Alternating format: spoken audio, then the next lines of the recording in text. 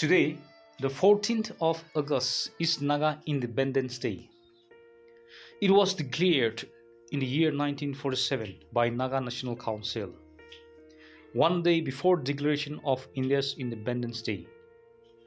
So, first of all, happy Independence Day to every Nagas. Now, let's go down to the root and see what led to the declaration of Naga Independence Day by Naga National Council, and why Naga is still not yet an independent nation, despite being declared as Independence Day on 14 August 1947.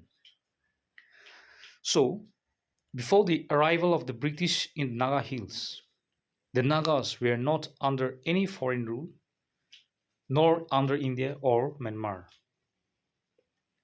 The Naga tribes lived freely in self-governing. Each village was politically independent, managing its own affairs. Nagas were not under any kingdom or single ruler. Instead, governance was based on customary laws, called councils of elders, and clan traditions. However, in the year 1830s to 1850s, the British made punitive expeditions into the Naga Hills in response to raids, but did not establish full control.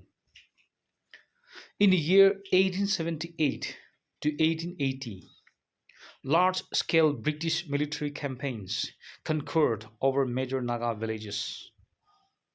And in the year 1881, British officially annexed the Naga Hills into Assam province, which begins colonial administration. This made the Nagas to form the Naga Club in the year 1918 in Kohima by the Naga leaders, many of whom had served in the labor corps in France during the First World War. In 1920s, entire Naga Hills district was firmly under British colonial government.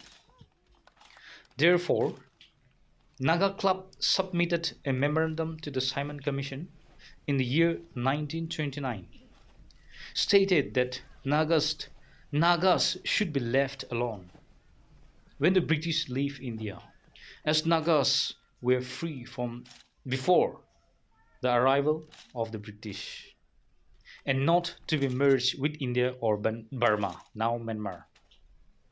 Later on, the Naga National Council was formally established in the year 1946, evolving from earlier Naga tribal bodies like the Naga Club, which was formed in the year 1918, and the Naga Hills District Tribal Council, which was formed in the year 1945.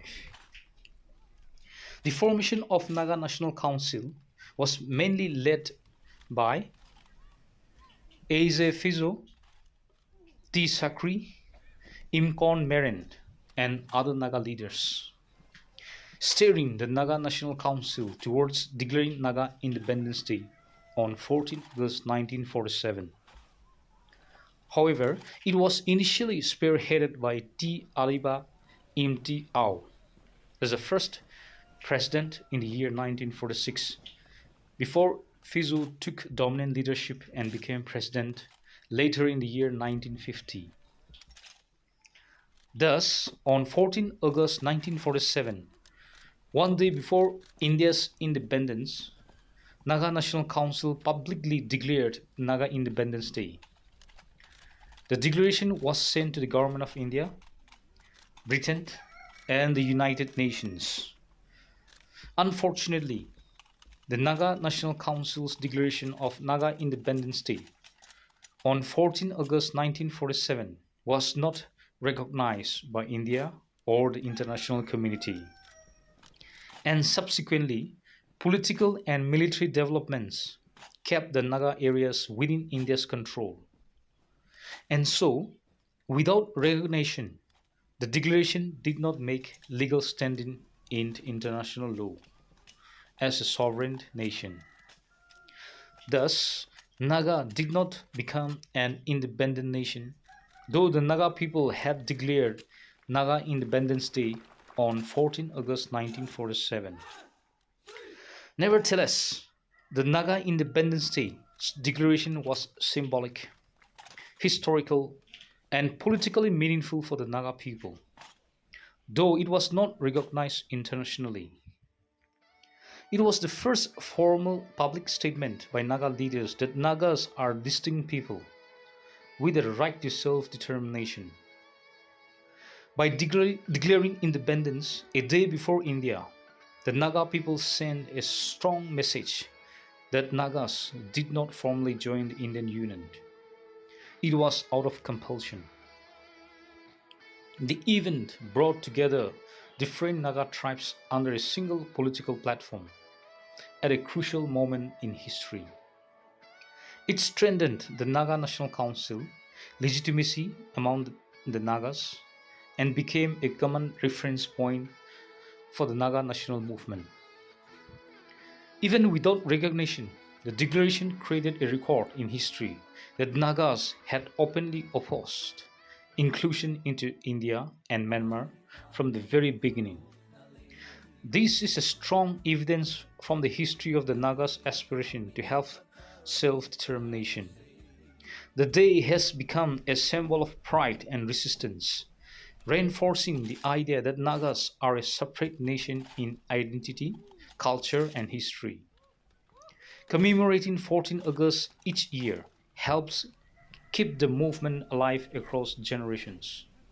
It acts as a political rallying point, even when strategies and organizations like NSCN, etc., have changed over time. The declaration did not give the Nagas legal independence, but it gave the Nagas a political foundation, historical legitimacy, and a unifying symbol, all of which still influence Naga politics and identity today.